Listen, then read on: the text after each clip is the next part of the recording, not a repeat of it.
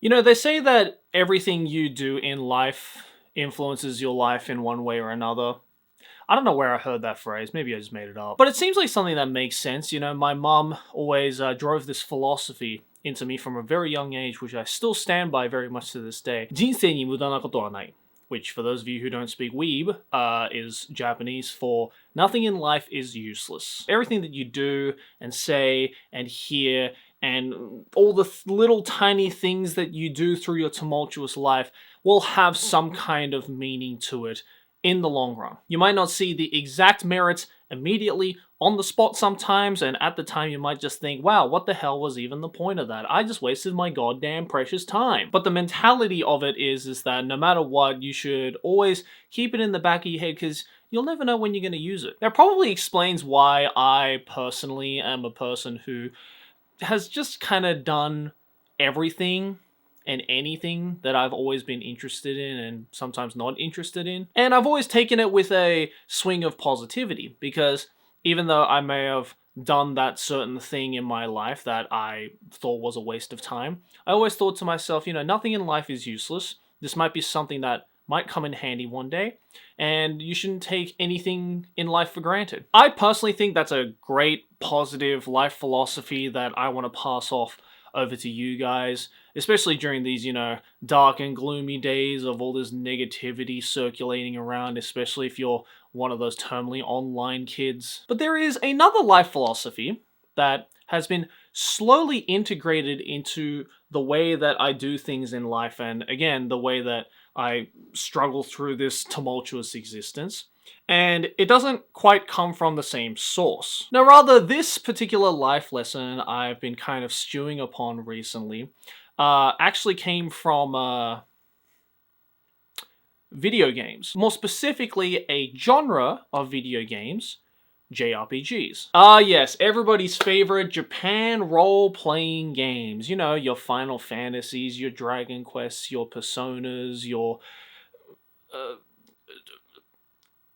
Xenoblades. It is no shocker to anybody who knows me, whether personally or parasocially, that I am a massive, massive, massive advocate for JRPGs. I've always been a massive advocate for JRPGs. Any excuse I can get to talk about JRPGs on camera or to a friend or to a stranger, unsolicited, is a great excuse for me. Because I only recently realized how much JRPGs have kind of built another half of my life philosophy that my mother couldn't quite teach me. Cast your minds back to 1999, I think, 98. I was like 4 or 5 years old. I'm sitting in my cousin's room in Japan, and my older cousin is a huge, massive fan of the Dragon Quest games, and especially the Final Fantasy games. My older cousin was essentially the reason why I, from a very young age, was indoctrinated into games like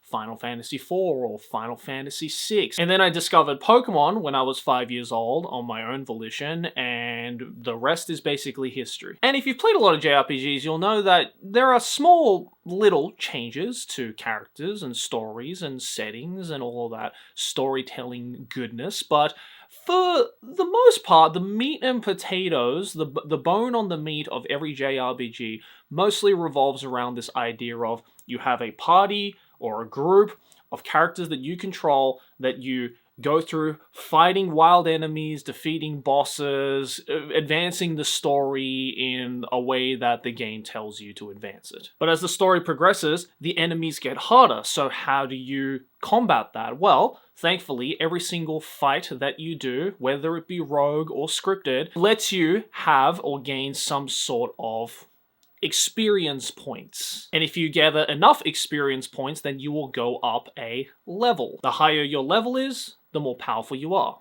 You start to buy newer weapons that match your level so that it can match the strength that you are currently at so that you can face an even bigger foe far or near into the future. That's basically a rundown of every JRPG for those of you who have never played JRPGs, and if that sounds boring to you, maybe the genre is not for you. But I absolutely ate that shit up, even from a young age, and are still eating that shit up at the ripe old age of 31, I actually, right before recording this video, was playing through the brand new Octopath Zero, and I fucking love it. So how does the concept of JRPGs turn into a core part of my life philosophy? Well, see, I know this is gonna sound really, cringe off the bat, and I want you guys to stay with me on this. The reason why I managed to look at this concept of Japanese role-playing games and make that a reflection on my own life comes from a little bit of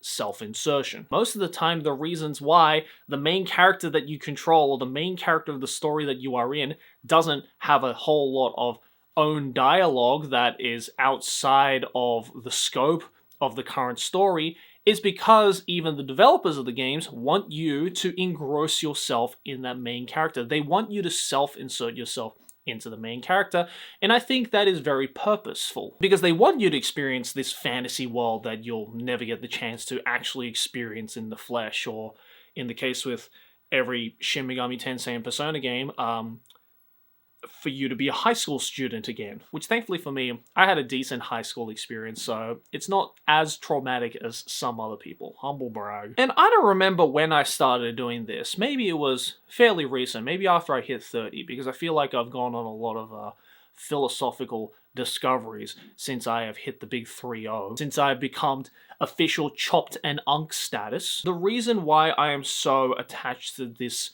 genre of video games is because not only do I love self-inserting myself into these beautifully portrayed stories or these vivid fantasy worlds, but it also makes me reflect on my own life and the way I go about things. Let's say you're playing Dragon Quest 1, OG Dragon Quest. Amazing game, by the way. You should play it, especially if you're a fan of JRPGs. It's literally the reason why the genre exists. You are a lonesome warrior traveling through the lands, collecting all of these things to make yourself stronger to then go up and face against the Demon Lord and save the world. Now, the main story beats of that don't sound like my particular Tuesday personally, but I think the process of it all is very similar to just life in general, because like the hero in Dragon Quest 1 or the Warriors of Light in Final Fantasy 1, you are going through these different lands, these unfamiliar lands, facing up against unfamiliar challenges that you have to solve on the spot,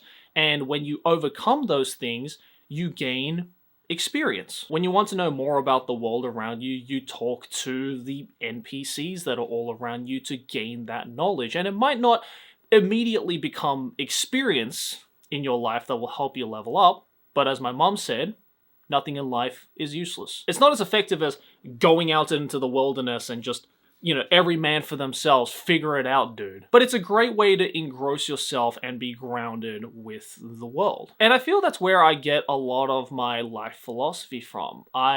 In a weird and pretty cringy way, I almost see myself as the hero in Dragon Quest 1. I see myself as the Warriors of Light in Final Fantasy 1, but just not as cool, and instead of fighting monsters, I make videos. As you gain more experience from the things you've overcome in your life, as you level up from those experiences in the real world, you have to go out of your way to start maybe equipping new things onto you to fit your particular level. Maybe you've just got a boyfriend or a girlfriend or a partner and you have to try and figure out, oh, okay, how do I dance this dance that will make both of us happy? That works out, you gain the experience, you level up. What's the next quest? Oh, now it's time for me to get married. What do I have to do for all of that? Do a bunch of research, figure out who to invite. You seal the deal, you get that experience, you level up. What's the next quest? You want to have a child. You got to do all this research on how to become a good parent. How do you feed a baby? How do you take care of your own offspring? And when you overcome those challenges, you gain experience and you level up. There's either one of two ways to take all of this information in right now. One is that I am definitely not the first person to figure this out, and it only took me to get to level 31 to figure out what the fuck even game I was playing in life. Or two, I just maybe am definitely not the first person to figure out that maybe the whole JRPG gaming genre is literally inspired from real life, like a lot of the best things are. So what I want to say with this video is this. If you feel like you are struggling in life right now, maybe the monsters around you, the quest that you're currently on, is not fit for your level, is not fit for your experience, just take it one step at a time. Because I feel like as the world has gotten to where it currently is, it's a lot more of a different world to when I was growing up. You know, if we're talking Final Fantasy VI terms, I feel like I kind of grew up in like the light world, and the kids of today are living more in the Kefka just destroyed the world dark world. Also, sorry for the slight spoiler for Final Fantasy VI. It's a 30-year-old game. You should have gotten on it by now. There's nothing wrong with taking your time and gaining that experience point, one at a time. Whatever pace works for you is the best and most effective way, like in any JRPG, to eventually level up. And don't worry, as long as you are going out there, making experiences, making new experiences in life, you will eventually level up. You know, the great thing about JRPGs is that it's not a competition. It's you against the world. And I think life can kind of be like that as well. I feel over-competitiveness can really push a person to a very toxic mentality and a not very healthy mindset in life. And yeah, that's pretty much it. Sorry for the brain fart. I feel, although I say that, a lot of you guys recently have been kind of enjoying my me in the dark retro room brain farting in front of a camera type videos like this. So let me know what you think and leave a like if you enjoyed. Haha. All right, I'm gonna go play Octopath Zero again now. I just finished like the main part of that game, and we're getting into the juicy meat of it all. So yeah, thanks for watching, guys. Smack my face if you enjoyed this video. There's a couple more videos to the next to me if you want to check those out. Yeah. Keep experiencing, keep leveling up, and one day you will take over the world. Alright, see you guys next time. Peace.